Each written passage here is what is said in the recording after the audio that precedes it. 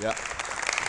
So, so you're gonna have to excuse me because I'm gonna cheat a little bit. I've actually never done a talk like this, but what I've found through 14 years of being in the financial services industry and serving as managing partner here at Mass Mutual in Chicago, which I'm very proud of, is that financial people don't seem that interesting most of the time. And we kind of get the feedback that we're kind of nerds with calculators and who wear navy and gray suits, white shirts, symmetrical ties, and we constantly look like we're just running for public office.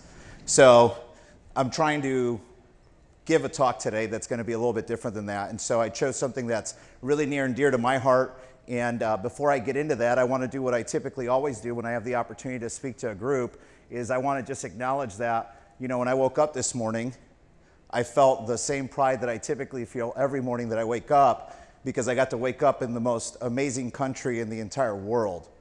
And I don't think, please, there's so much chaos and friction that we see in TV and that we read about every single day of our lives. And with access to social media, and half of you will probably be on your phones the most of this time, looking at some of that friction and chaos. Yeah, I just think it's really important to take a second out of your day, each and every single day, and say thank you. Thank you to military families. Thank you to first responders. Thank you to the people who give us the freedom to wake up, kiss my beautiful wife, send my 2 beautiful children off to school, call my parents on the way into work to say, hey, thanks, and then have an amazing day and hopefully kick some ass. So this is the most amazing place in the entire world, and I'm just super proud to live in the United States of America, and I think we probably all are. I want to also give a quick shout out to the teams that put this on. You know, it was a year ago, almost today, that 2 of my very dear friends, Dominic Vellini and Gino Mattiota, who run Wolf Point Advisors, one of the most amazing companies in Chicago. They're blowing up. If you don't know who they are, you need to know who they are. But they're the ones who introduced me to RJ Pahura and his team here. And so it's because of them and the teams like Venture Connects and Fund Conference and Brandless that we get to experience what we've experienced for the last 2.5 days. So I want to say thank you to all 3 groups.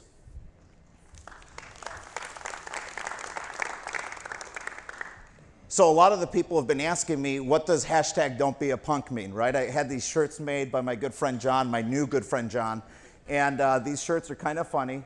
You know, growing up as the third of 4 boys, 30 plus years ago, we grew up on the mean streets of Hammond, Indiana, Torrance Avenue to be exact. Who knows where Hammond is? Horseshoe Casino? Yes, that's it. So my brothers and I grew up on Torrance Avenue. And Torrance Avenue was that street, that iconic street in that little city called Hammond where all the tough kids lived. The likes of Tyrone Hawkins, the Solis brothers, the Hurley sisters, and the Amezcua clan. And it's on those streets that I learned so much about life by my brother constantly reminding me not to be a punk in life, to be a good person, to do the right thing, to be thoughtful, to care for others. And it's on those streets that I started learning that I didn't want to grow up to be a punk.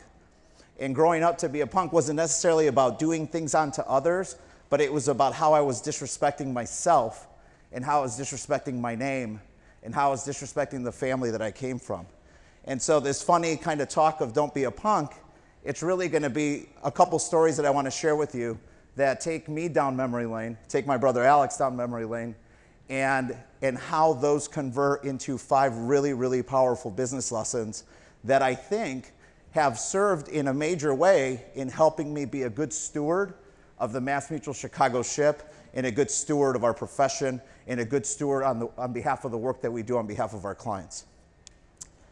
So 30 years ago, we grew up to 2 immigrant parents from Mexico, Papi Beto and Mami Mina.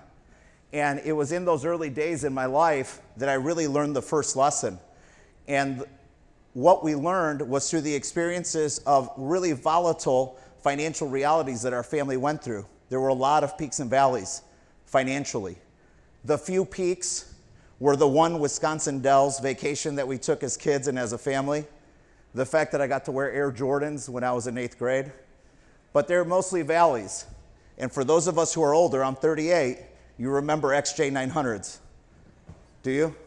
You don't. You guys are really young. But XJ900s were an amazing brand that Payless rocked. And when you couldn't go to Foot Locker, you went to Payless. And I wore those.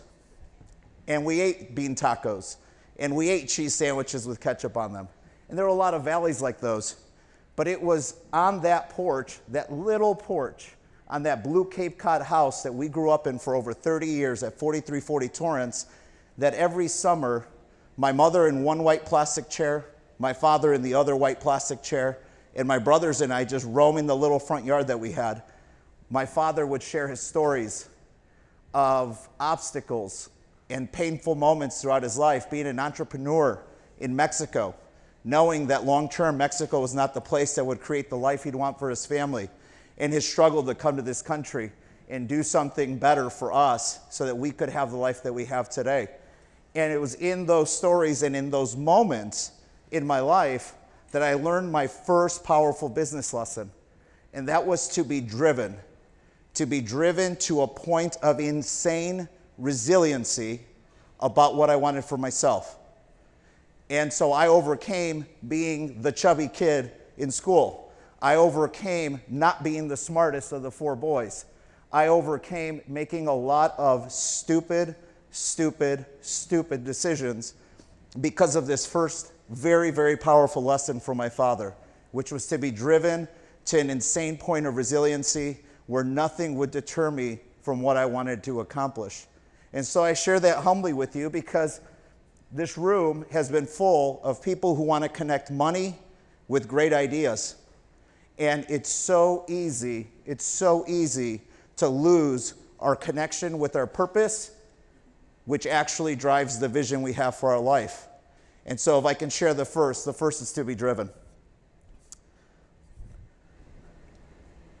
The second story I wanted to share with you was a story of when my father, he would take the boys. We all ran cross country, believe it or not. And I don't, you look at my brother Alex and I, people are like, you're full of shit. You did not run cross country. But we did, okay? It was inexpensive to run cross country. There weren't a lot of fees. And no one got cut from the team. So we ran cross country. And my father on the weekends would drive us to this park just outside of Hammond, Indiana, and he would drop us off at the front, and then he would drive all the way to the back of the park, and he'd say, I want you guys to race each other. And then we'd all race. And again, if you look at my brother Alex and I, you would easily see that it was painful. It was extremely painful to run. But we did, and we were competitive. And it was in those tiny moments that as a young boy, I realized that I have to become competitive at everything, even the things that aren't of the most importance to me. It was critically important to value being competitive. And so as I look around at the business world today, and all of you probably know at least one financial advisor, you know that most often the most successful ones are relentless to make you a client. Relentless to make you a client. And that's why our career and the career I've chosen has been great for somebody who's driven, who's resilient, who's competitive. And so that's the second most powerful lesson that I learned from my parents. The third is about not being a loser. So I had phrased this a little bit differently. My beautiful wife gave me feedback. She's like, you sound stuffy. It's not going to play well that way. So we changed it to don't be a loser. And this story takes me to my transition from high school to college. See, again, I was so blessed. We were born in a family that valued education. We saw education and intellectual empowerment as the way out of Hammond, as the way to create a better quality of life for ourselves. And so it was in that transition from high school to college that I saw my older brother graduate valedictorian, get a full academic ride to DePaul in southern Indiana, go on to be president of the student body at Northwestern Law. And it was in that transition in my life that I saw my younger brother, Will, graduate at the top of his class, get a full academic ride to DePaul University, go on to Kellogg and become one of the top kids coming out of the Kellogg program with his MBA. And it was in that transition that I finished second in my class as salutatorian. I went off to college and I applied more value to my social audience in playing college football than I did to my academics. And after a really, really, really painful year, my sophomore year, I realized that I'd become exactly what my brother always said to not become, a loser. I was lying to myself. I was creating excuses. I was telling everybody else why it was the school, why even though I got to DePauw and I got an academic full ride, it was the school that was doing something to me, and that's why I wasn't excelling. And it was in that moment that I finally woke up and realized, wow, I'd become exactly what they always said to not become. Don't be a punk. Don't complain. Don't whine. We all have problems. We all have our own problems. And it was in that moment that I got connected with the lesson that, yes, I have to play to win. I have to play to win at everything, every single thing in my life. And every time we meet somebody else throughout this really crazy, chaotic, busy life, where we think we don't have enough time to talk to all the right people that we want to talk to at conferences like this, and where you'll go off next tonight and tomorrow, we have to remember that every human being we come across has their own story, right? Every single human being we come across, whether they're having a great day or not, they have their own story. And it's in these moments of having a positive outlook and being good to others and making time for others that we actually win. So we actually win if we just make time for all of the amazing people around us in our life, if we just make time for that. So the third powerful lesson I learned through that was just don't be a loser, play to win, make time for human beings. That's where the power in this life is. It's in relationships. The fourth lesson, I was talking to my good friend Sam Rodriguez about this yesterday.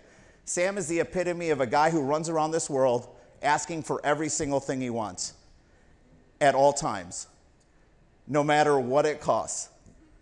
And he's smart for that. And in that lesson, I learned it between my 7th and 8th grade transition. You see, in 7th grade, I decided I was going to become a basketball player.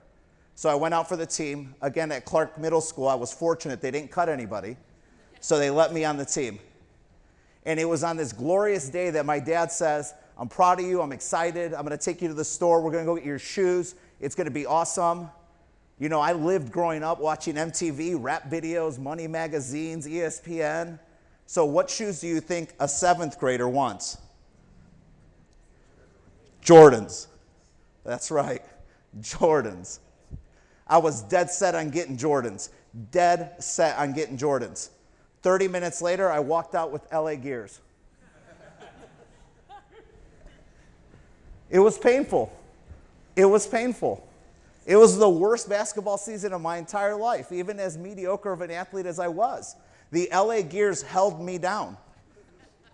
And it was that year that I learned the very painful lesson, which is lesson number 4, which is ask for what you want. So that year, I ran my paper route. I hustled. I had 4 blocks. I was the quickest kid in Hammond, Indiana that ran paper routes. Like, no joke. I folded the fastest, bagged the fastest, delivered the fastest, collected my tips the fastest. It was insane. So that next year, my dad says it's time to go to the store. This time I went to the store with $50 of my own. And so what I walk out with? Jordans. And it's because I committed to what I wanted. I got confident about the fact that I felt I had deserved it and I had earned it because I saved the money myself. And so I just asked for it. And I got it. And so I often think, like when I'm feeling sorry for myself and I don't get the things I want, if I'm really honest with myself, why am I not getting what I want? It's because I'm not asking. And sometimes I find, and I don't know about you, but sometimes I find that my lack of asking is lack of confidence in my preparation for the moment. My lack of asking is lack of confidence for my preparation in the moment.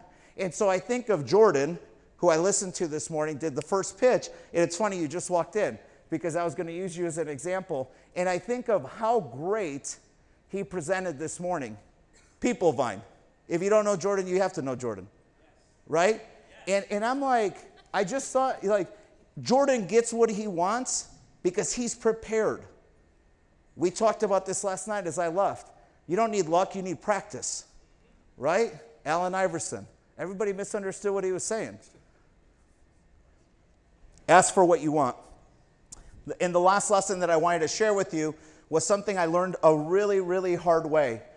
When I graduated from DePaul, I was very fortunate that I had three very, very good friends that I played college football with, and we all decided that we wanted to go start a company, a .com. It was the .com boom. It was 2000. We met a billionaire board of trustee from DePaul. He says, guys, I have the greatest idea. You guys are coming with me. You're going to make a ton of money. We all signed on for $40,000 a year and 500 shares of this mystery stock. The company was called Big Fat Wow Media Networks.